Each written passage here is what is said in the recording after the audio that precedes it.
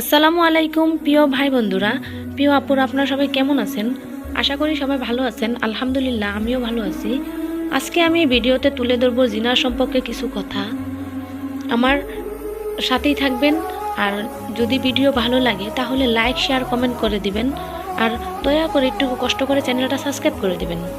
দেখেন, ইসলামের দৃষ্টিতে জিনা কয় প্রকার? জিনা কি শুধু অবৈধ শারীরিক সম্পর্ক, না এটি বিভিন্ন প্রকারের বিভক্ত? ইসলামে কি বলে দেখেন।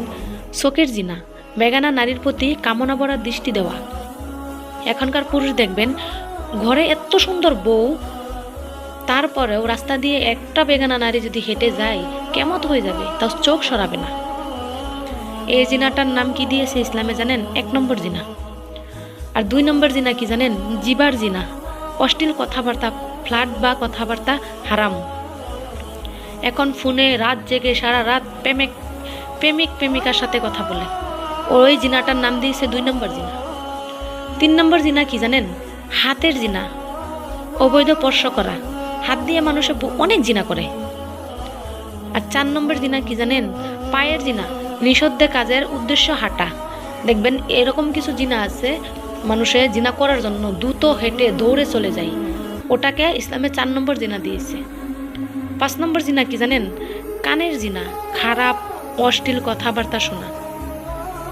যেগুলো আমরা খারাপ অশ্লীল কথাবার্তা ভিডিওর মাধ্যমে শুনি, অথবা বন্ধু বান্ধবীর সাথে থেকে শুনি, আর নিজেও অনেক খারাপ কথাবার্তা মোবাইলে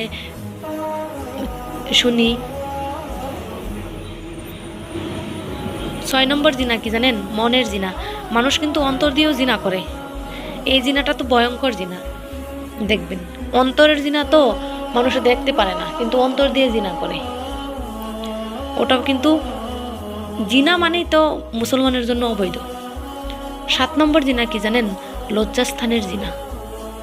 উপায়ুক্ত সব কিছুর পর্দা না দেওয়া। মানুষ তো লজ্জাস্থানের অনেক জিনা করে। এই ইসলামে 7টা জিনার কথা তুলে ধরেছে। আল্লাহ আমাদের দৃষ্টির কথা, মন ও কাজ সবগুলোর থেকে হেফাজত করুক।